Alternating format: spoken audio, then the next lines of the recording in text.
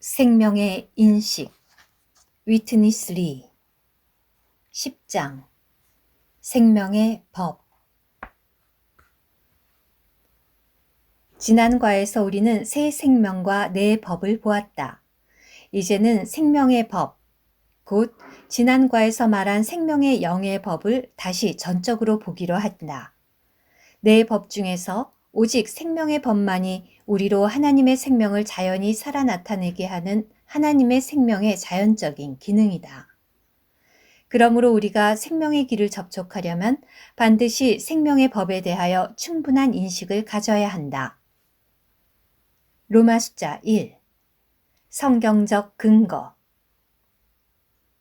성경 전체에서 오직 아래의 5군데에서만 생명의 법에 대해 직접적으로 또는 간접적으로 언급했다고 말할 수 있다. A. 로마서 8장 2절. 생명의 성령의 법. 여기서 말한 생명의 성령의 법은 곧 생명의 법이다. 이 법이 나온 성령은 생명을 포함하며 또한 생명이기 때문에 이 법은 영의 법이고 생명의 법이기도 하다. B. 히브리서 8장 10절. 주께서 가라사대 그날 후에 내가 이스라엘 집으로 세울 언약이 이것이니 내 법들을 저희 생각에 두고 저희 마음에 이것을 기록하리라. 나는 저희에게 하나님이 되고 저희는 내게 백성이 되리라. C. 히브리서 10장 16절. 주께서 가라사대 그날 후로는 저희와 세울 언약이 이것이라 하시고 내 법들을 저희 마음에 두고 저희 생각에 기록하리라. 히브리서 8장과 10장의 두 군데 성경 말씀은 모두 먼저 두고를 언급한 후 기록하리라를 언급했고 둘 다 생각과 마음에를 언급하였다. 그러므로 두 구절이 다 한 가지 일을 언급한 것이다. 이 두 군데 말씀은 다 예레미야 31장 33절을 인용한 것이다. D. 예레미야 31장 33절. 나 여호와가 말하노라. 그러나 그날 후에 내가 이스라엘 집에 세운 언약은 이러하니 곧 내가 나의 법을 그들의 속부분들에 두고 그 마음에 기록하며 나는 그들의 하나님이 되고 그들은 내 백성이 될 것이라. 2. 에스겔 36장 25절로 28절. 맑은 물로 너희에게 뿌려서 너희로 정결케 하되 곧 너희 모든 더러운 것에서와 모든 우상에서 너희를 정결케 할 것이며 또 새 영을 너희 속에 두고 새 마음을 너희에게 주되 너희 육신에서 돌 같은 마음을 제하고 고기 같은 마음을 줄 것이며 또 내 영을 너희 속에 두어 너희로 내 율례를 행하게 하리니 너희가 내 규례를 지켜 행할지라. 너희가 내 백성이 되고 나는 너희 하나님이 되리라.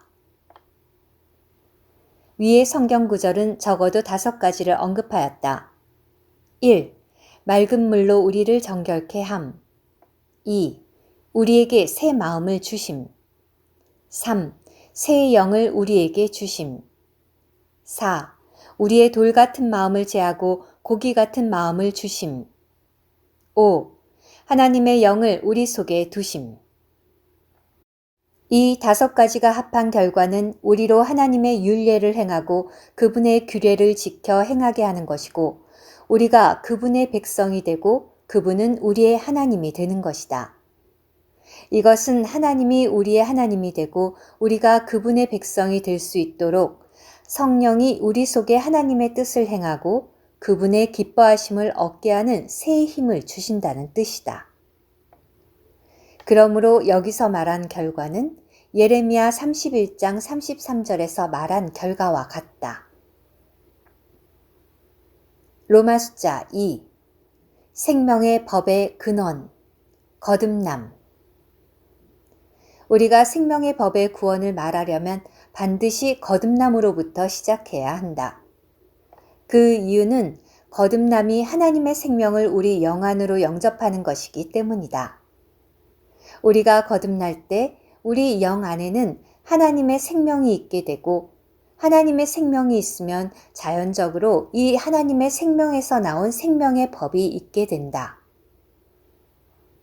A. 사람의 창조.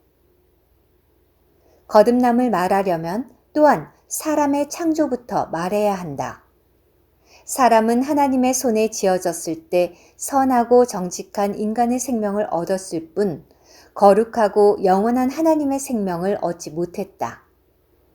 그러나 하나님이 사람을 창조하신 가장 중심적인 목적은 그분 자신의 생명을 사람 속으로 조화하여 사람과 연합하심으로 하나님과 사람의 하나를 이루는 목표에 이르게 하는 것이다.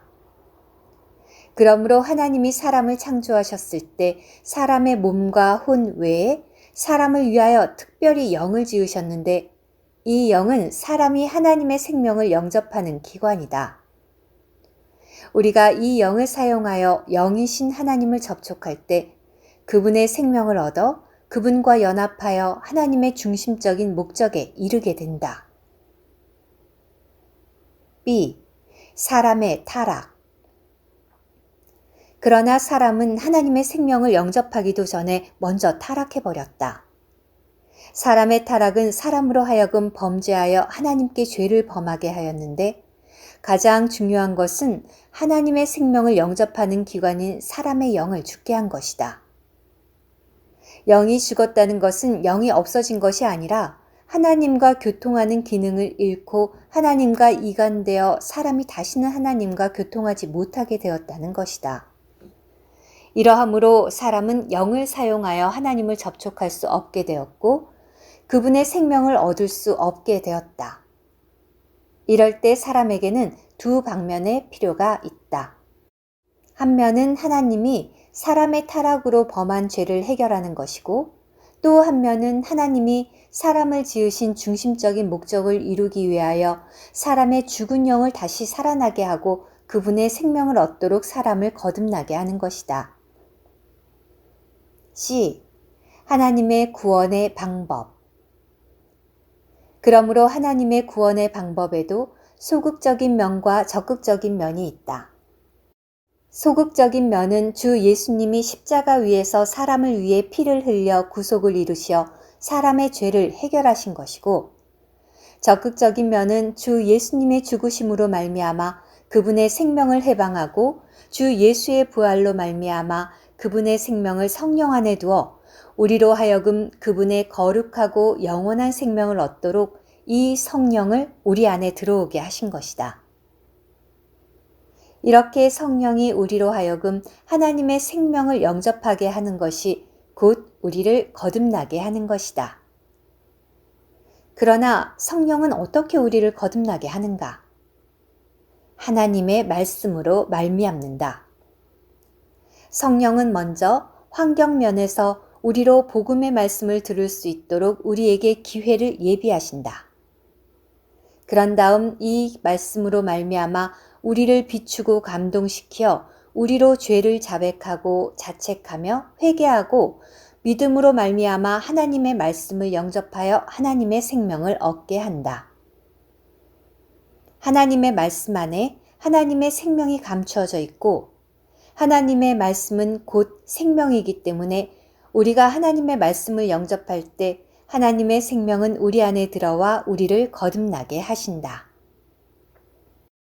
그러므로 거듭남은 다른 것이 아니라 사람의 생명 외에 하나님의 생명을 얻는 것이다. 우리가 하나님의 생명을 이렇게 영접할 때 하나님의 자녀가 되는 권세를 얻는다. 이 권세 자체는 바로 하나님의 생명이기 때문에 이 생명이 있을 때 우리에게는 하나님의 자녀가 되는 권세가 있게 된다.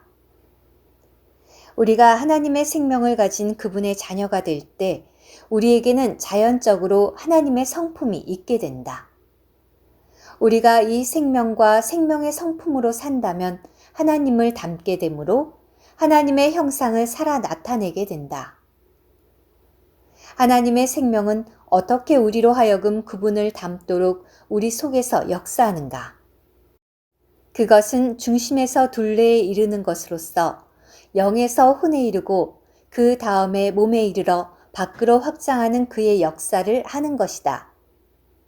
우리 안에 들어온 하나님의 생명은 먼저 우리의 영 안에 들어와 우리의 죽은 영을 살리고 우리의 영을 활발하고 신선하며 강하고 능력 있게 하며 하나님을 만지고 느끼며 하나님과 달콤한 교통을 갖게 한다.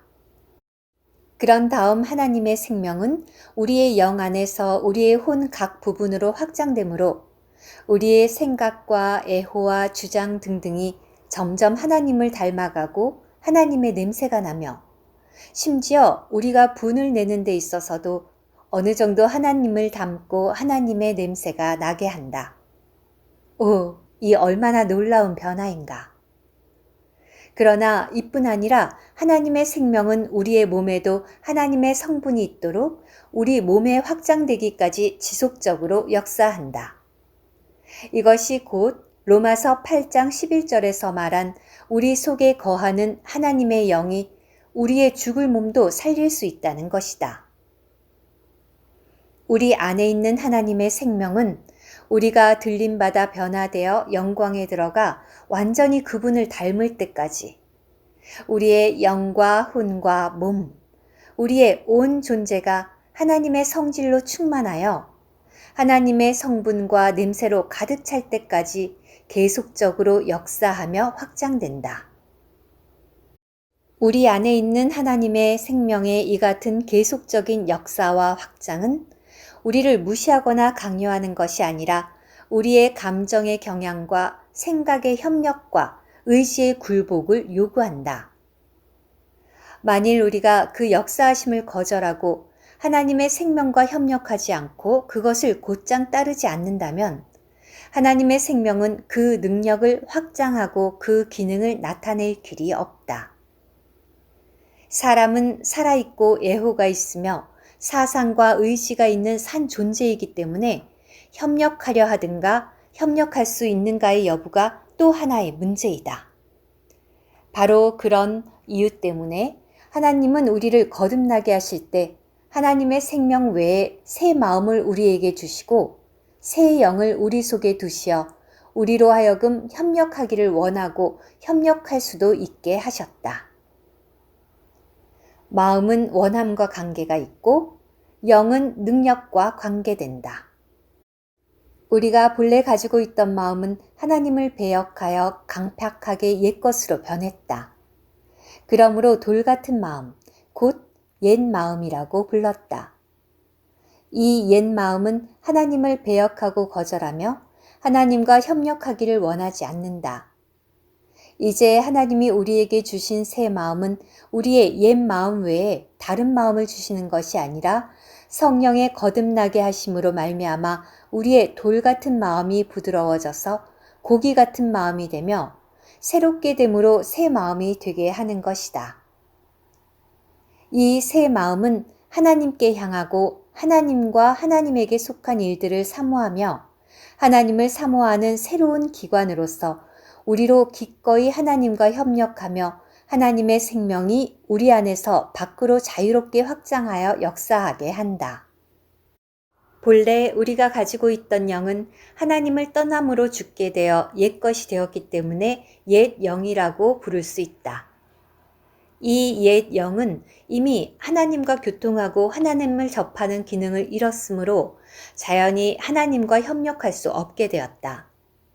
이제 하나님이 우리에게 주신 새 영도 우리의 옛 영 외에 다른 영을 우리에게 주시는 것이 아니라 성령의 거듭나게 하심으로 말미암아 우리의 죽은 영을 살려 산 영이 되게 하시고 새롭게 함으로 새 영이 되게 하시는 것이다. 이 새 영은 하나님과 교통할 수 있으며 하나님과 영에 속한 일을 깨달을 수 있으며 하나님을 접하는 새로운 기관으로서 우리로 하나님과 협력하게 하고 또한 하나님과의 교통으로 말미암아 우리 안에 있는 하나님의 생명이 밖으로 확장되고 역사하게 한다. 우리에게 새 마음이 있을 때 우리는 기꺼이 하나님과 협력하게 되고 새 영이 있을 때 하나님과 협력할 수 있게 된다. 그러나 새 마음과 새 영은 하나님을 사모하고 하나님을 접할 수 있게 하고 우리 안에 있는 하나님의 생명이 밖으로 자유스럽게 확장되고 역사하게 할 뿐 하나님 자신의 그 거룩한 표준에 이르도록 하나님의 우리에 대한 그 무한한 요구에 응할 수 있게 하지는 못한다. 그러므로 하나님은 우리를 거듭나게 하실 때 우리를 위하여 가장 영광스럽고 뛰어난 일을 하셨는데 그것은 그분 자신의 영인 성령을 우리의 새 영 안에 두신 것이다. 이 성령은 그리스도의 체현이고 그리스도는 하나님의 체현이다. 그러므로 이 성령이 우리 속에 들어올 때 그것은 곧 삼위 하나님이 우리 속에 들어오신 것이다. 이리하여 창조자가 피조물과 연합되었다. 오, 이것은 마땅히 찬송받을 만한 일이다. 영원한 일이자 한량없는 영인 하나님에게는 한량없는 기능과 가장 뛰어난 능력이 있다. 그러므로 우리의 새 영 안에 거하는 하나님의 영은 한량없는 이 능력을 사용하여 우리에게 바르고 공급하여 역사하고 움직이게 하시어 우리로 하여금 위에 있는 하나님의 무한한 요구에 응하게 하고 하나님의 생명이 우리의 영 안에서부터 혼을 통과하여 우리의 몸에까지 확장되게 하고 최종적으로는 우리로 완전히 하나님의 영광의 단계에까지 이르게 한다. 할렐루야. 여기에서 한 가지 분명히 보여주는 것은 하나님의 구원의 방법은 사람의 자기 개성과 다르다는 것이다. 사람의 자기 개성은 사람이 본래 갖고 있는 혼과 몸과 그 기능 위에 수고하는 것에 불과하다.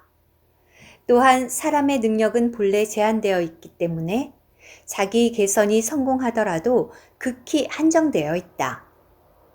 하나님의 구원의 방법도 우리 혼 각 부분을 거쳐서 새롭게 하여 몸에 이르는 것이지만 가장 중요한 것은 하나님의 영이 하나님의 생명과 함께 우리의 영 안에 추가되어 우리로 하여금 하나님의 무한한 요구에 좋게 응할 수 있는 거룩하고 무한한 능력을 갖게 한다는 점이다. 이것은 추가하는 것이지 무엇을 개선하는 것이 아니다. 개선하는 것은 본래 우리가 갖고 있던 것을 수정하는 것으로서 한계가 있다. 추가하는 것은 하나님 자신에게 속한 것을 우리에게 더하는 것으로서 무한한 것이다. 앞에서 말한 것들은 거듭남이 우리로 하나님의 생명을 얻게 하는 것임을 분명히 알게 한다. 이 생명 안에 자연적인 기능이 포함되어 있는데 생명의 그 자연적인 기능이 바로 생명의 법이다.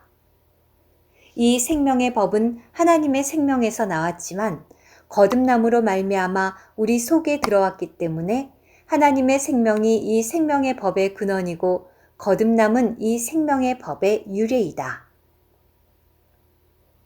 로마숫자 3. 생명의 법의 의미. 생명의 법의 의미를 알려면 법이 무엇인지 알지 않으면 안 된다. 법은 자연적인 법칙이며 계속 변치 않는 규칙이다. 법이 반드시 생명에서 나오는 것이 아니지만 생명은 반드시 법을 지니고 있다.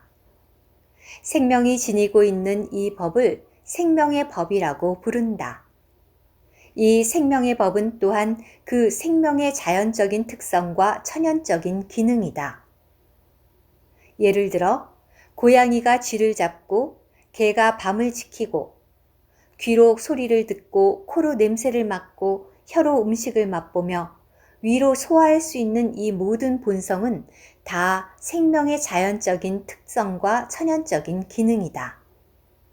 살아있는 자유로운 생명은 사람의 가르침이나 재촉이 없어도 조금도 강요하지 않아도 극히 자연스럽게 그 생명의 어떠한 특성을 발전시키고 이러한 기능들을 나타내게 한다. 생명 안에 이러한 자연적인 특성과 천연적인 기능을 가리켜 생명의 법이라고 한다. 하나님의 생명은 가장 높은 생명이고 가장 뛰어난 생명이기 때문에 그분의 이 생명의 특성과 기능도 반드시 가장 높고 뛰어난 것이다. 가장 높고 뛰어난 이 특성과 기능이 곧 하나님의 생명의 법이기 때문에 이 법은 자연 가장 높고 뛰어난 것이다. 우리는 거듭남으로 하나님의 생명을 얻었으므로 자연히 하나님의 생명 안에서 가장 높고 뛰어난 이 생명의 법을 얻었다. 제1장의 생명이란 무엇인가에서 우리가 말한 것처럼 오직 하나님의 생명만이 생명이기 때문에 우리가 말한 생명의 법도 전적으로 하나님의 생명의 법을 가리켜 말한 것이다. 생명의 법은 특별히 신약하에서 하나님이 우리에게 주신 것이다. 이것은 구약시대에 하나님이 시내산에서 내리신 율법과는 다르다. 구약시대 하나님은 사람의 몸 밖에 있는 돌비에 쓰인 율법을 주셨다. 그 율법은 밖의 율법이요 의문의 율법으로서 사람 밖에 사람에 대한 요구가 한 조항씩 있으며 사람에게 어떤 것을 하거나 하지 말라고 하는 것이다. 그러나 결국에는 아무것도 이룰 수 없다. 그것을 지킬 수 있는 사람이 없다. 이것은 그 율법은 선한 것이지만 사람이 악하고 죽었으므로 그 율법의 요구에 응하는 생명의 능력이 없기 때문이다. 그러므로 사람은 도리어 그 율법의 정죄 아래 떨어지게 된다. 이것이 로마서 8장 3절에서 율법이 육신으로 말미암아 연약하여 할 수 없는 그것이라고 말한 것이다. 신약에 와서 하나님은 성령으로 말미암아 우리를 거듭나게 하시어 그분의 생명을 이 생명의 법과 함께 우리 안에 두셨다. 이 생명의 법은 신약 시대에 하나님이 우리에게 특별히 주신 내적 율법이다.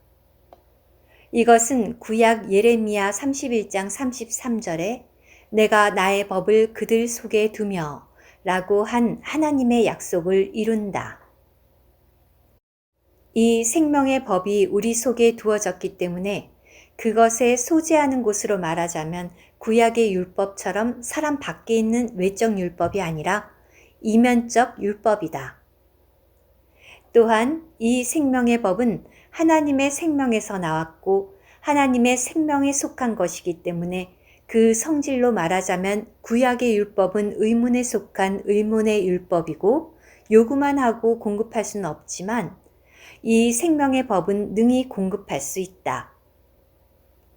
이 생명의 법은 하나님의 생명의 자연적인 특성과 기능이므로 하나님의 생명 안의 모든 내용을 자연스럽게 하나씩 규제할 수 있다. 이렇게 규제한 결과 밖에서의 하나님의 율법의 요구에 응답하게 된다. 여기에서 우리는 두 가지 비유로 이 생명의 법이 작용하는 상태를 설명하겠다. 만일 우리가 한 그루의 메말라 죽은 복숭아 나무에서 율법들을 세우고 그 나무에게 너는 반드시 파란 잎을 내고 붉은 꽃이 피게 하여 복숭아를 맺어야 한다고 요구했다 하자. 우리가 아는 바와 같이 이런 요구는 연초에서 연말까지 헛된 것이며 조금도 효과가 없다. 왜냐하면 그것은 메마르고 죽은 나무이므로 밖의 율법의 요구에 응답할 생명의 능력이 없기 때문이다. 그러나 만일 우리가 밖에서 율법으로 그 나무에게 무엇을 요구하지 않고 생명을 그 안에 주입하여 그 나무를 살아나게 한다면 그 생명이 자연적인 기능을 갖게 되어 그 나무는 때에 따라 잎이 자라고 꽃이 피며 열매를 맺게 된다. 밖의 율법의 요구에 부합할 뿐 아니라 넘어설 수 있다. 이것이 생명의 법의 작용이다. 또 예를 들어 만일 우리가 어떤 죽은 사람에게 당신은 호흡해야 합니다. 당신은 밥을 먹고 잠을 자야 합니다. 당신은 활동해야 합니다. 라고 말한다 하자. 우리가 아는 바와 같이 이런 율법의 요구들은 죽은 사람에게 아무런 효과가 없으며 한 항목도 이룰 수 없게 된다.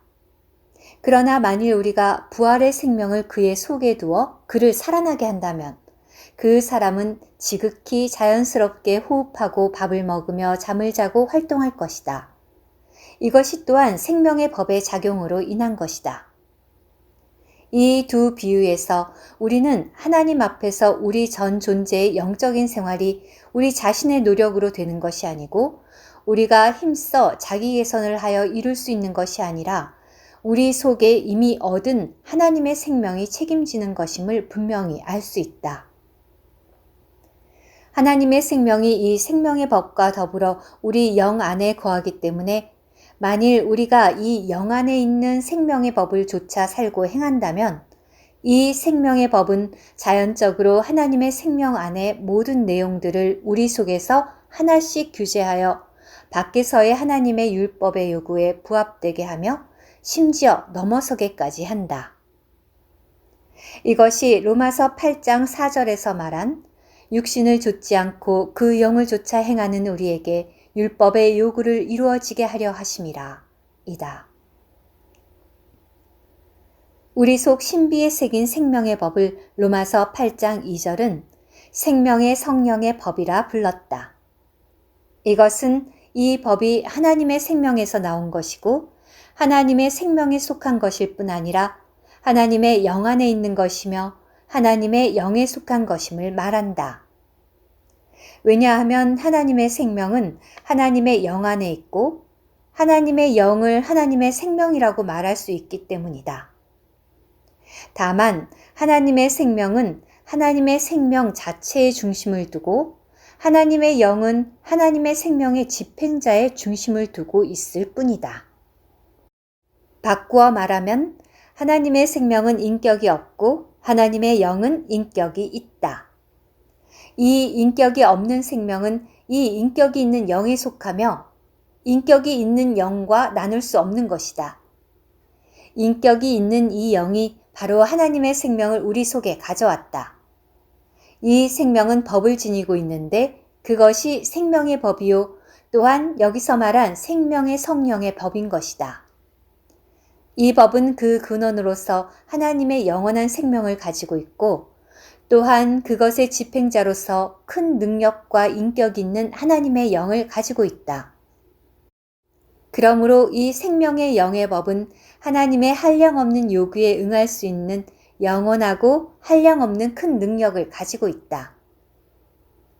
앞에서 말한 것은 구약의 율법이 돌비에 새긴 의문의 율법으로서 사람에게 여러 가지 요구를 하나 결국 아무것도 이루지 못하고 신약의 법은 우리 신비에 새긴 생명의 법으로서 우리에게 아무것도 요구하지 않지만 결국 하나님의 모든 풍성을 우리 몸에서 자연적으로 규제하여 우리로 하여금 하나님의 모든 요구에 응답하고도 남게 하는 것임을 보여준다.